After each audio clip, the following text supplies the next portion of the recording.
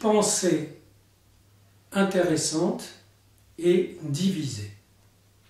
C'est ce que j'aimerais illustrer, parce qu'on a quand même tous tendance à préférer les pensées bien claires, nettes, d'un bloc. Comme ça, on peut construire avec ces blocs un truc encore plus bloqué, et puis on se sent en sécurité. Mais la réalité, elle est très différente. Justement, je parlais du djihad, de l'islam, etc., de l'Occident. J'ai écrit là-dessus pas mal. Mon dernier livre s'appelle « Islam, phobie, culpabilité ». Et je m'aperçois qu'on est tout le temps en train de faire des contournements, des circonvolutions, etc. parce qu'on a du mal à admettre que les choses, et les choses vivantes et les êtres sont divisés. Que, par exemple, si je prends des musulmans qui viennent en France, ils sont venus pour améliorer leur situation. La plupart sont contents en France et en Europe. Je rentre de Belgique et de Hollande, où il y a une forte immigration, et tant mieux, et ça marche. Mais au niveau des générations, c'est-à-dire des jeunes, la génération suivante, elle n'a pas fait le travail sur elle-même pour finalement couper avec une certaine origine, tout en restant un peu rattachée, et puis surtout pour se métamorphoser, c'est-à-dire s'ouvrir à l'autre. Et donc, elle a tendance à faire un retour à une origine totale, complète, et donc à pencher vers la violence. Bon. Mais il y a les deux aspects, si vous voulez, dans l'islam. Il y a l'aspect pacifique, voilà, où l'on veut s'adapter, etc. Il y a l'aspect guerrier, grâce auquel l'islam s'est constitué. Or cet aspect guerrier, il n'a pas été gommé comme ça, d'un coup de baguette magique. Il est là, donc c'est divisé. Mais l'occidental aussi est divisé.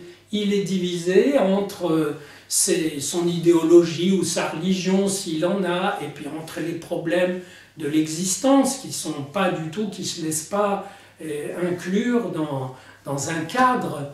Et donc, si vous voulez, on peut multiplier les exemples et pour constater que, à la limite même, tout ce que vous pouvez nommer, vous nommez quelqu'un, vous l'appelez par son nom. Est-ce qu'il est identique à son nom? Vous l'appelez par son métier. Est-ce qu'il est identique? Aucune identité vivante n'est identique à elle-même. Si vous voulez, toute identité comporte des trous, des fuites, etc., grâce auxquelles elle est vivante. Or, si toute identité vivante est divisée, toute pensée est divisée, et finalement, qu'est-ce que c'est? Souvent une discussion, c'est quelqu'un qui vient avec une épée, une idée bien raide, et l'autre vient avec une autre idée raide, puis ils se tapent, voilà, ils font une petite joute, comme ça.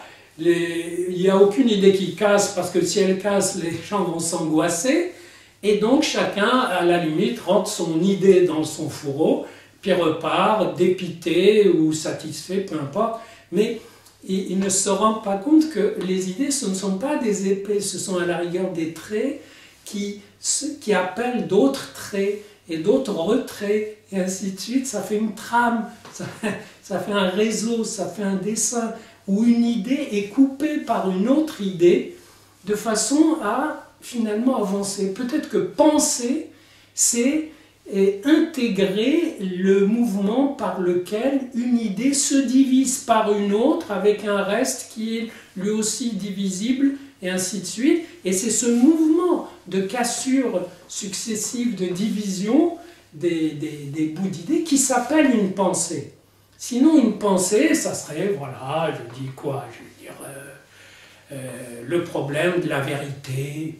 Voilà, mais le problème de la vérité, dans toute situation, il y a un problème de vérité. Donc on ne va pas dire, voilà, quelle est la vérité face à cette situation. Toute situation, à travers ces divisions et ces coupures, engendre quelque chose qui est sa vérité et qui peut se comparer à d'autres, qui peut entrer en compétition avec d'autres, entrer en conflit avec d'autres, mais à partir de quelque chose, si vous voulez, d'une acceptation, et c'est ça, c'est ça la dimension éthique de la pensée, c'est une acceptation à être soi-même partagé, à être soi-même divisé, et non pas à être entier et à essayer de faire passer la division simplement entre soi et l'autre. La division, elle passe en chacun. Et si chacun veut bien l'assumer, veut bien affronter cette chose-là, alors les antagonismes seraient très différents et seraient peut-être moins, non seulement moins meurtriers, mais moins orientés vers la défaite de l'autre. Il y aurait des espèces de guerres d'amour, de pensée, où le but n'est pas que quelqu'un reste sur le carreau.